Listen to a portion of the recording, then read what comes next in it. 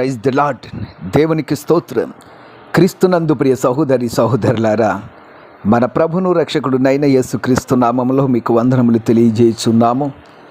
ఈ ఉదయకాలపు సమయమందు ప్రభు మిమ్మల్ని అత్యధికముగా దీవించి ఆశీర్వదించి నడిపించి బలపరచును గాక.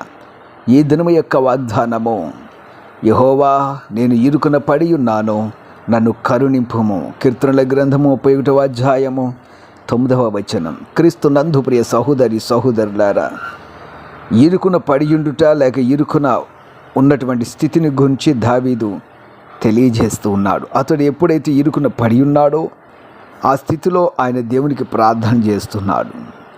దేవుని సందులో కరుణించమని విజ్ఞాపన చేస్తూ ఉన్నాడు.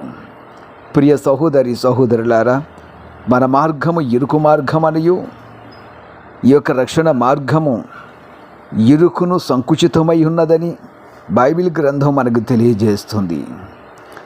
ఇరుకు ద్వారమున పోరాడ ప్రవేశించండి అని మత్తయి సువార్తలో దేవుని యొక్క వాక్యం 7:13 మనకు తెలియజేస్తున్నది. ప్రియ సహోదరి సహోదరులారా, ఈ జీవమునకు పోవు ద్వారము ఇరుకును సంకుచితము మత్తయి 7:14 మనం చూస్తున్నాం. క్రీస్తునందు ప్రియమైనటువంటి వారులారా, ఈ ఇరుకు మార్గమే జీవ మార్గమై ఉన్నది, జీవమునకు పో మార్గముగా ఉన్నది. క్రైస్తవుని యొక్క మార్గము ఇరుకు. క్రైస్తవుని యొక్క పరిస్థితులు ఇరుకుగా ఉంటాయి. లోకం వలె విశాలత ఇవన్నీ కూడా ఉండవు. ఇరుకైనటువంటి మార్గము. అయ్యా, ఇరుకులో దేవుడు మనల్ని విడిచిపెట్టాడు. ఇరుకునందు నుండి మొర్రపెట్టినప్పుడు ఆయన విశాల స్థలమందు నీకు ఉత్తరమిస్తాడు. కీర్తన 118:5వ వచనంలో తెలియజేస్తూ ఉన్నాడు. ప్రియమైనటువంటి వారులారా, ఇరుకులో మీరున్నారా? దేవునికి ప్రార్థన చేయండి.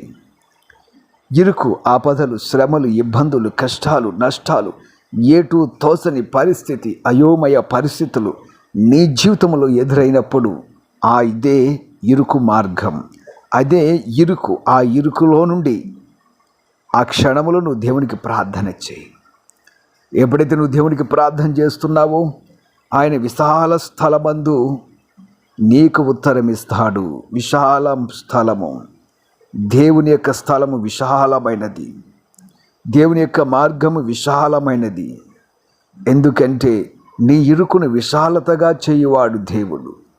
నీ ఇరుకు పరిస్థితులను విశాలమైనటువంటి పరిస్థితులుగా చేసేవాడు దేవుడు. అందుకనే ఆయనకు ప్రార్థన చేయవలెను. బైబిల్ గ్రంథం ఇలాగ తెలియజేస్తున్నది, నీవు నడుచున్నప్పుడు నీ అడుగు ఇరుకున పడదు, నువ్వు పరిగెత్తినప్పుడు నీ పాదము తొట్టిల్లదు. సామెతల గ్రంథము 4వ అధ్యాయం 12వ వచనం. నీవు నడుచున్నప్పుడు నీ పాదము ఇరుకున పడదు. ప్రియమైనటువంటి వారులారా, నేను ఇరుకులో పడిపోవచ్చున్నాను, నేను ఆపదలో పడిపోవచ్చున్నాను, నేను శ్రమలలో కృంగిపోవచ్చున్నాను అని నువ్వు అనుకుంటున్నావేమో. నీ పాదము ఇరుకున పడకుండా కాపాడువాడు ప్రభువైనటువంటి యేసుక్రీస్తు. ప్రియమైనటువంటి వారులారా, ఇరుకు పరిస్థితులు వచ్చినప్పుడు, శ్రమలు ఇబ్బందులు కలిగినప్పుడు, ఆపదలు మిమ్మల్ని వెంటాడుచున్నప్పుడు మీరు చేయవలసినది ప్రభు సన్నిధిలో ప్రార్థించుట, ప్రభు సన్నిధిలో విజ్ఞాపన చేయుట. దావీదు వలె మీరు ఎప్పుడైతే చేయగలుగుతారో ఆయన మిమ్మల్ని కరుణిస్తాడు. విశాల స్థలమందు కూర్చుండబెట్టి మిమ్మును ఆశీర్వదిస్తాడు. అట్టి ధన్యత, అట్టి వివేకము దేవుడు మీకు అనుగ్రహించును గాక. ఆమెన్. ప్రార్థన చేద్దాం.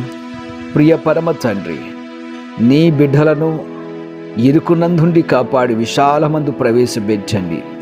విశాల స్థలమందు నీ బిడ్డలకు ప్రార్థన ఆలకించి వారికి జవాబును అనుగ్రహించండి. ప్రియ రాజా, నీకు స్తోత్రములు స్తోత్రములు. నీ బిడ్డలతో మీరుండండి. ఎట్టి పరిస్థితుల గుండా, ఎట్టి ఇరుకైనటువంటి పరిస్థితుల గుండా నీ బిడ్డలు వెళుచున్నారో వారితో మీరే మాట్లాడి విశాల స్థలమునకు తోడుకొని వెళ్ళండి, ఆశీర్వదించండి. వారి సమస్యల కట్ల నుండి విడుదల, విమోచన కలగజేసి దీవించి బలపరచమని యేసు నామమున ప్రార్థించుచున్నాము తండ్రి. Amen, amen, amen.